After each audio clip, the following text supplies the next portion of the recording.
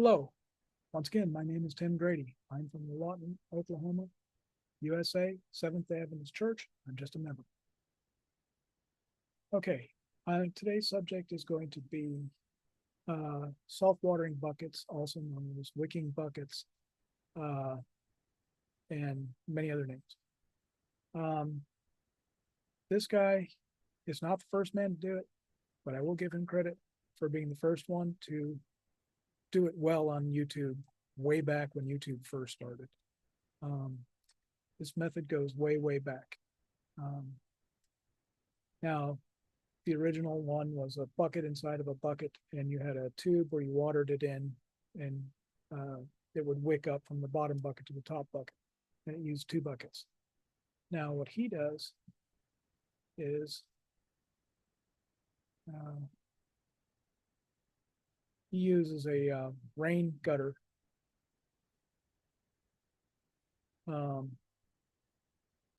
He uses a rain gutter right here, this type of system. And it uses you can hook it up to a hose, and it has a float in it. It self-levels. And he is one of the ones that has promoted this idea for many, many years and has done a very good job of it. Here's a stacked bucket garden. He's done, like I said, he's done this many, many years ago when YouTube first started. He's someone that I've shown and sent people to understand the concepts. He's very good at explaining it. He's very good at showing it. There are a lot of people that have updated his ideas. But he's got a lot of good ideas when it comes to the self-watering bucket garden. Now, this is probably the best self-watering bucket garden or wicking garden. It's on his system, based on his system. And these Walmart bags or these mesh bags, the advantage to them is the roots will grow through, and it's called sun pruning the roots. So the root ball doesn't get all jammed up. And the roots grow out through the sides of the bag, and like it says, the sun cuts them off, so you don't have a root bound, which is very bad for growing your plants and getting nutrition to your plants. It's where the roots grow too big for the supporting of the plant. There are methods to get around that.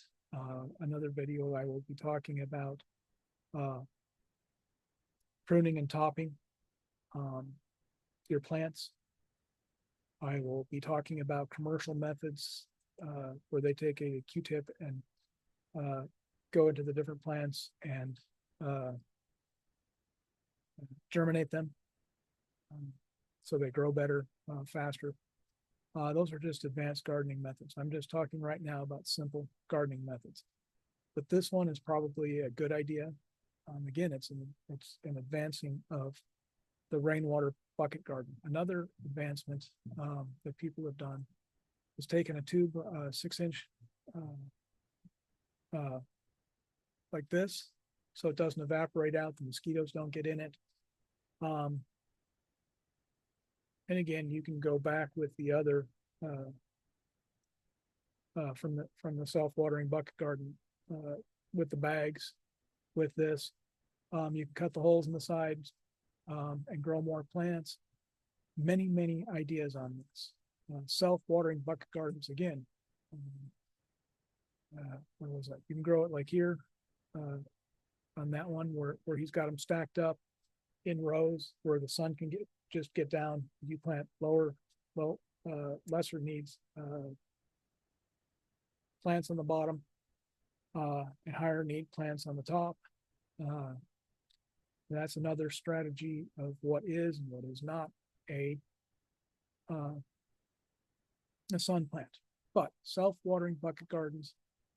Now, take this self-watering bucket garden like this, The one right here.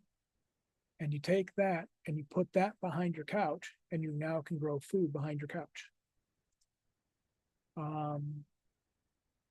That's in the apartment homesteading. I'm going to make another video on apartment homesteading and full concepts of that, how you can grow 60% plus of your food within your home. So I'm going to introduce a few of the like microgreens and sprouting is part of that. And you can grow 60 to 80% of your nutritional needs inside of an apartment. But that's a different video for a different day. So self-watering bucket gardens. When you have this, you don't get them root bound. That is another problem in container gardens, is when the roots get too many roots to support the green on the plant. But that is a more advanced technique. Now, let's talk about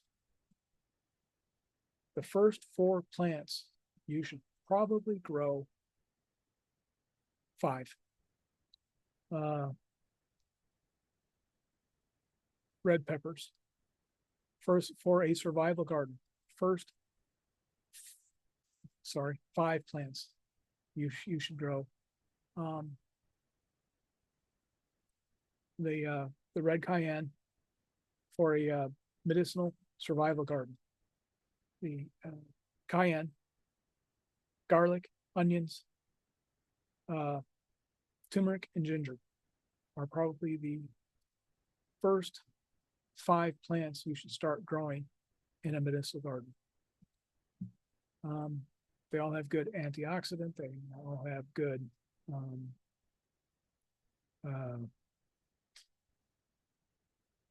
antiviral, antibacterial, antifungal properties. Very good for your health, and so on. So ginger, turmeric. Now I'm going to get into the subject of plant selection. This is very important. Let's start with a couple of them that you probably haven't thought of.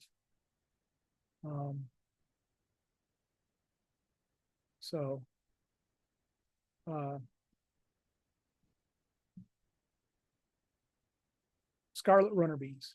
This is the bean of Jack and the Beanstalk fame.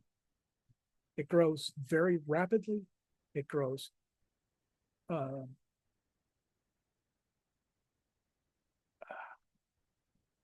it grows extremely rapidly. It grows in a very short period of time. Great for a survival garden.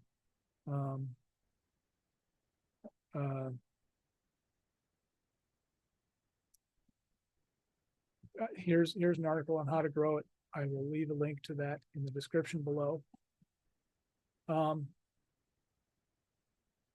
Spinach. This is another good one to grow in container gardens. Vining spinach. Very, very good. Again, I'll just leave a link to this article. You can do more research on it. This is a plant that can grow you hundreds and hundreds of pounds of a very nutritious gourd called cucazar.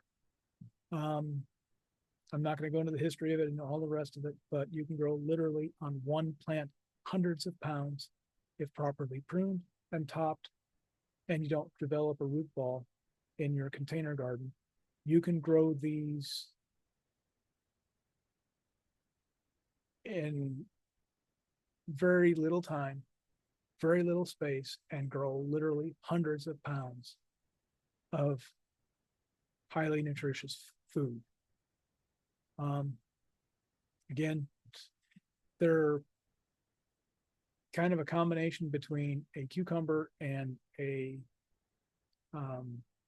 this is in taste, not in genetics or genome, but they're kind of taste more like a cucumber, but they're kind of somewhere between a cucumber and a, why can't I think of it? Another very good plant to grow, zucchini. They do very well. Both of these do very well vertically. And again, if you properly prune them, top them, and not let the container garden get into a root ball, literally hundreds of pounds of food out of this. The next concept is in picking your plant selection is very important. So let's go to this article. It's kind of a good one. 10 vegetables that mature in 30 to 45 days. Fast food from your garden. Many reasons to do this. They discussed that. Okay. Radishes. Very, very, very good survival plant. Very nutritious. They grow very quickly. They talk about the radish. Arugula. Very good. Leaf lettuce. You can talk about which leaf lettuces are good and which one. Spinach. All very short. Green onions. Good one to go. Baby carrots. Carrots of any kind are very good to grow. They even do pretty well in container gardens, but there's a few things you have to do differently with them in a container garden than you do in a regular garden. Carrots and baby carrots. Baby beets, beets of any kind. Mammoth red fodder beets, I'll talk about those later. Sugar beets, very nutritious. Bok choy, very good. Mustard greens, very good. Very nutritious. They grow very fast. Turnips, and turnip greens, very fast growing, very good. That's the end of that list. Again, I will leave the links to that in here. This has 25, and it has and then 5 additional things that take almost no attention. Radishes, of course, we already. Arugula, those are the common ones on the list. Mustard greens, already on the list. But they go into another full subject, which is microgreens, which can grow in 5 and 8 days. They're the extremely nutritious. The skill of growing, when you're talking survival gardens, your nutrition, very important on microgreens. So any microgreens. Again, we're talking microgreens.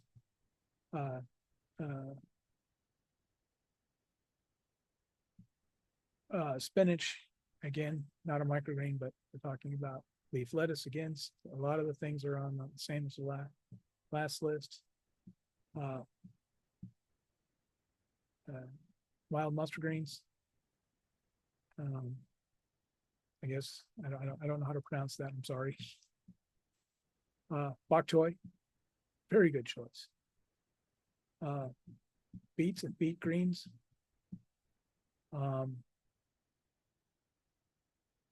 Swiss chard, very good. Kohlrabi, very good. I mean, again, they're back into the microgreens and sprouting.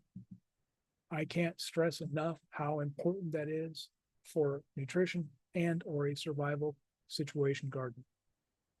Sunflower microgreens.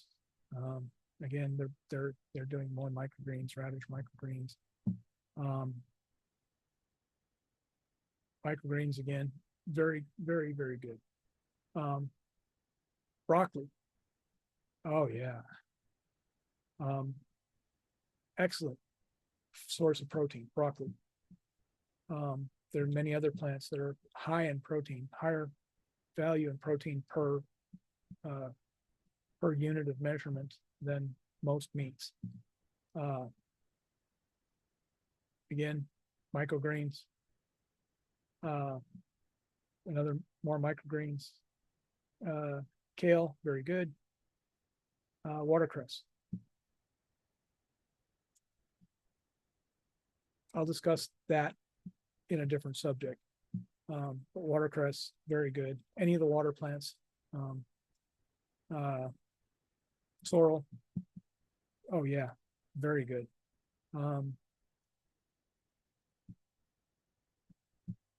The different lettuces and that family. Now we're getting into the grow and leave, forget. Asparagus, if you can grow it, oh, it is wonderful, highly nutritious, excellent survival food. Can't stress it enough. Radish, very good.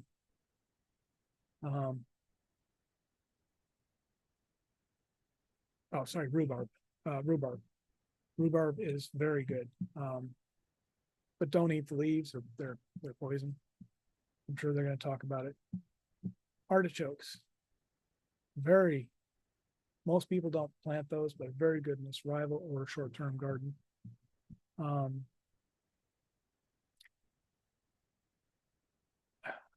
Horseradish, yeah, grow it. Jerusalem artichokes, I'm going to talk about those in the next category here. And that's this list. Very good. And again, here's another 15 vegetables you can harvest in 30 days.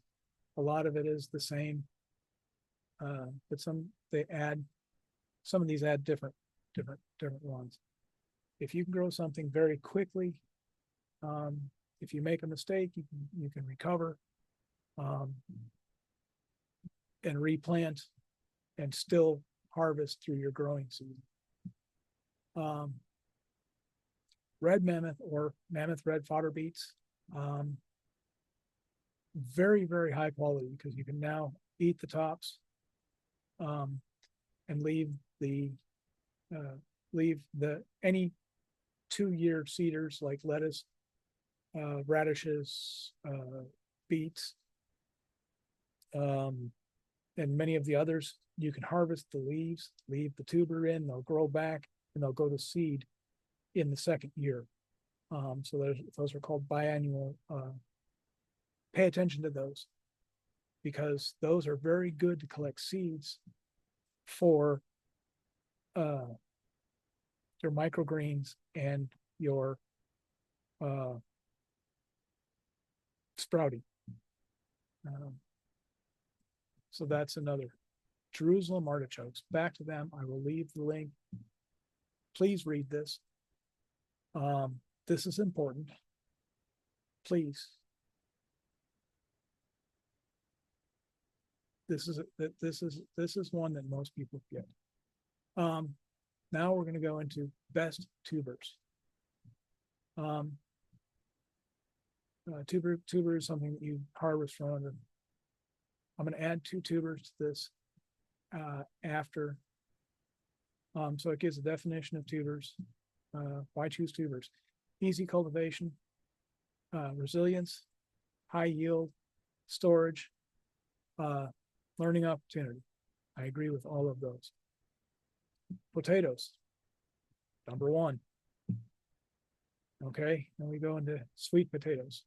Still a potato in that family, in that function. I'm going to cover, again, Jerusalem artichoke, very important. People forget it. Should be added to a garden. Taro. Can't stress that one enough. Yam beans. Yeah, they're pretty good.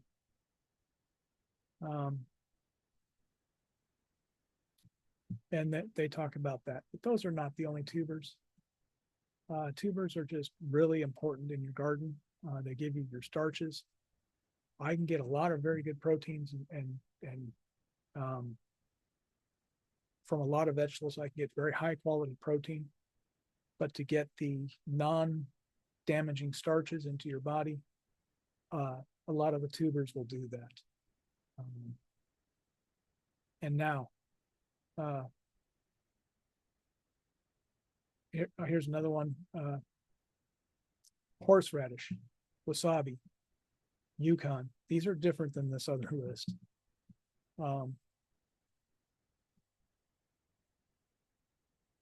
Oka, don't have much experience with that. Some of these I don't have much experience with.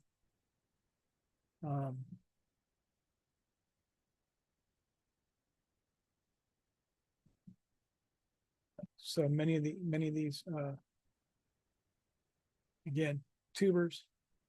There are many that I have not, that I'm finding out now that are pretty good ones. One I'm going to add is kudzu. I didn't put it on the list, but I will put it in the links below.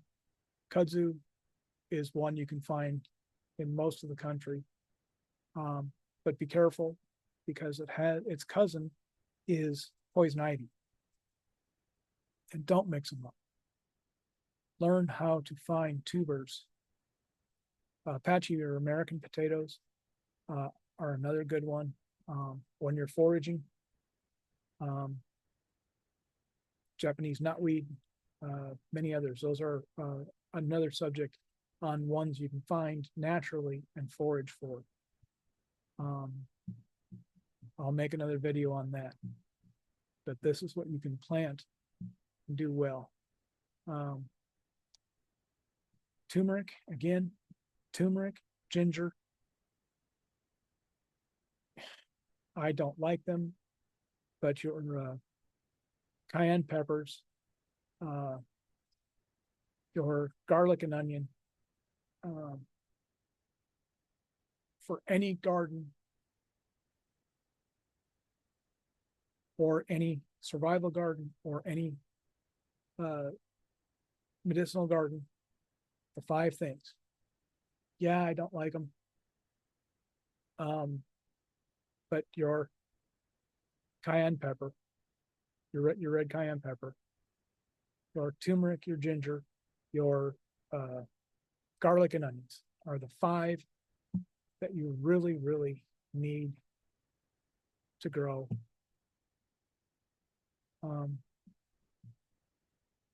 Ginger root, those are 5 you should have.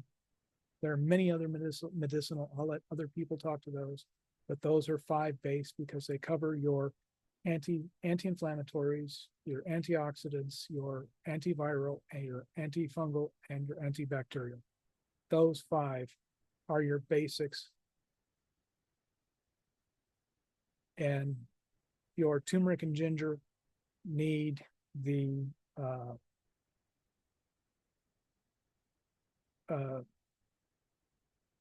one I don't like, the cayenne pepper, the red cayenne pepper, to make them more effective.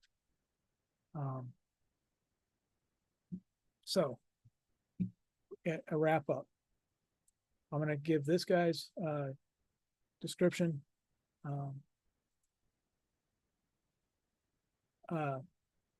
He's the one that did it the best and the first on YouTube. And I'll put his link in the description below. I'm going to put all these plus the one link in the description below. So these are the idea of plant selection and the self-watering bucket garden. The self-watering bucket garden with the bags or the cloth where the roots grow out, and what's called sun pruning, so the root ball does not overcome the ability to grow properly. So with that said, I think I pretty well wrapped it up. In summary, self-watering bucket gardens and plant selection, very important. I will talk later about apartment homesteading. So that said, out here.